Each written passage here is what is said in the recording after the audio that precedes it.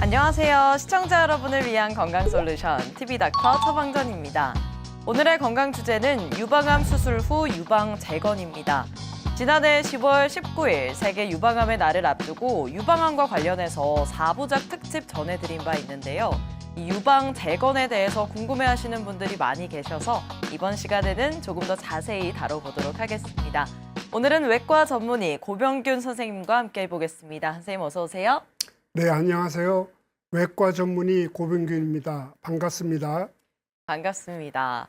유방 재건, 여기에 대한 관심이 최근 높아졌다고 들었는데요. 그 이유가 무엇일까요? 아무래도 이 유방암 발생률이 높아졌기 때문이겠죠? 네, 유방암은 전 세계적으로 여성암 발생 1위를 차지하고 있으며 우리나라에서도 매년 약 2만 명 이상이 새롭게 진단되고 있습니다. 최근에는 다양한 환경적 요인으로 30대 이하 젊은 환자의 비율도 점차 증가하는 추세입니다.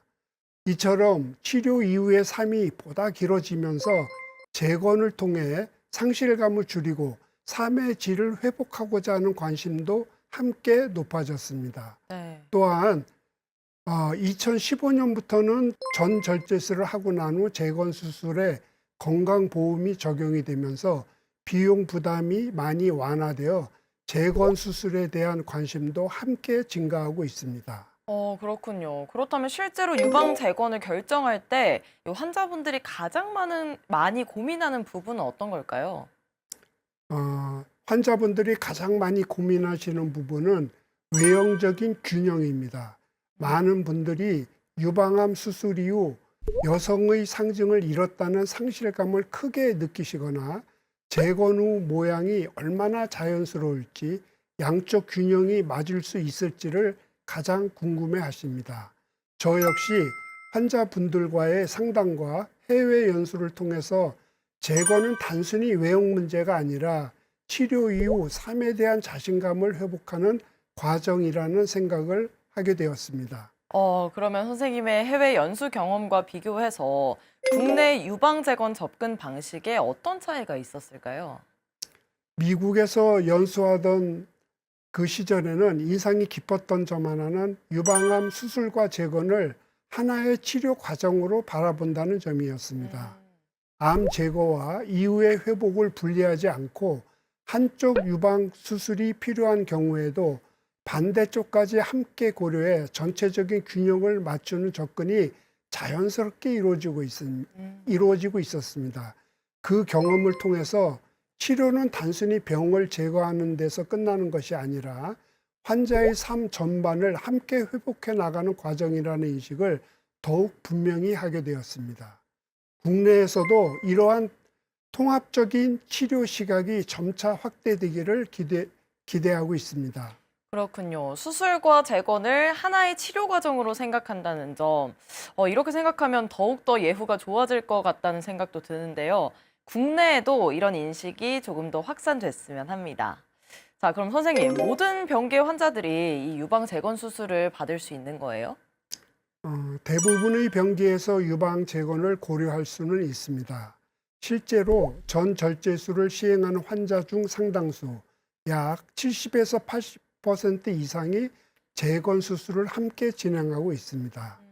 최근에는 재건에 대한 이해가 높아지면서 초기 병기 환자뿐만 아니라 다양한 상황에서 재건을 선택하는 경우도 점차 늘고 있는 추세입니다. 네. 다만 모든 경우에 반드시 시행하는 것은 아닙니다. 암이 전신으로 전이된 4기 환자이거나 항암 치료를 우선적으로 진행해야 되는 경우 또는 심장, 폐 질환 등 전신 상태가 좋지 않은 경우에는 수술 범위를 최소화하는 것이 더 적절할 수가 있습니다. 또한 향후에 방사선 치료가 예정되어 있는 경우에는 재건의 시기와 방법을 보다 신중하게 결정하셔야 됩니다. 네, 유방 재건은 환자의 건강 상태와 치료 계획에 따라서 다르게 접근해야 하기 때문에 전반적인 신체 상태와 치료 우선순위를 신중하게 고려하는 이 의료진의 진단이 우선시 돼야겠습니다. 똑똑 쌤 도와주세요. TV닥터 처방전 지금부터는 개인 맞춤형 처방전 받아보도록 할게요. 첫 번째 사례자부터 만나보겠습니다. 안녕하세요. 유방 재건 수술을 하게 된 40대 여성입니다. 수술 후에 제 몸이 어떻게 변할지, 특히 가슴 모양이 자연스러울지, 감각은 다시 돌아올 수 있을지 걱정이 많아요. 라는 사연 보내주셨는데요. 궁금해요. 유방 재건 수술 후에 모양이나 감각 어떻게 변하나요? 과거에는 유방 재건 수술의 목표가 주로 형태를 회복하는 데만 초점이 맞춰져 있었습니다.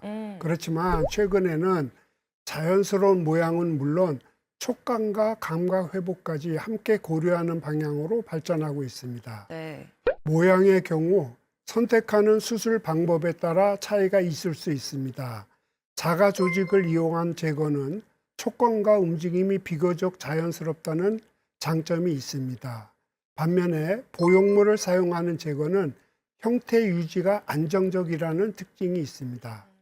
최근에는 지방 이식을 병행해 보다 부드럽고 자연스러운 결과를 얻기 위한 시도도 함께 이루어지고 있습니다.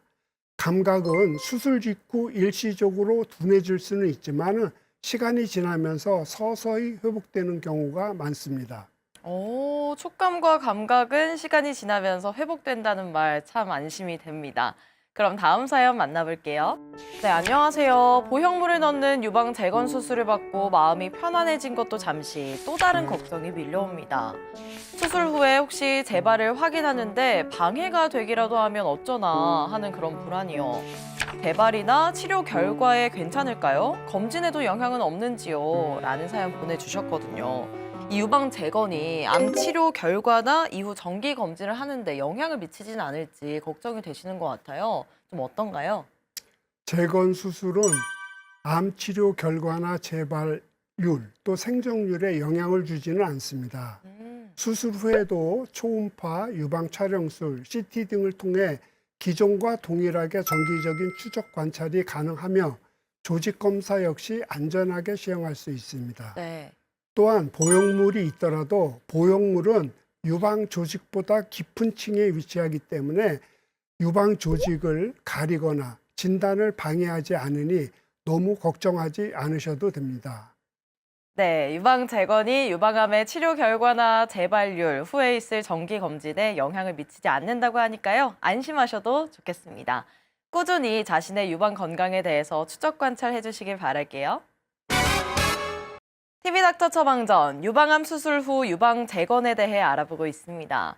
선생님, 이 유방 재건 수술이 외형적인 복원뿐만 아니라 환자에게 더 큰 또 다른 도움을 줄 수 있을 것 같거든요.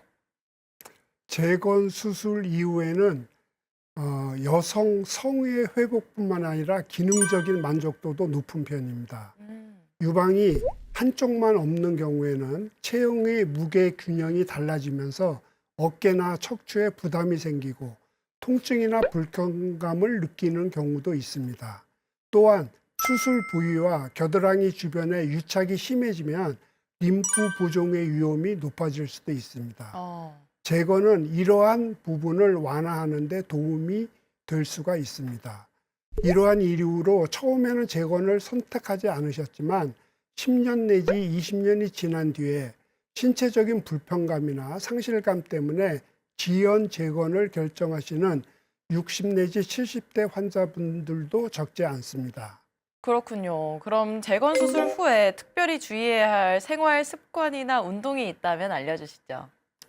재건 수술 후에는 무엇보다도 몸이 회복할 시간을 충분히 주는 것이 중요합니다. 네. 수술 후 첫 몇 주간은 상처 부위가 완전히 안정화될 때까지 무리한 운동이나 무거운 물건을 드는 행동은 꼭 피해 주십시오. 초기 회복기가 지나면 담당 의료진과 상의하여 가볍고 부드러운 스트레칭을 시작하는 것이 좋습니다. 특히 어깨와 가슴 주변 근육을 천천히 움직여서 근력을 회복하는 운동을 꾸준히 하는 것이 도움이 됩니다. 네, 유방암 수술 후에 유방 재건과 관련해서 꼭 기억해야 할 처방전 정리해 드릴게요.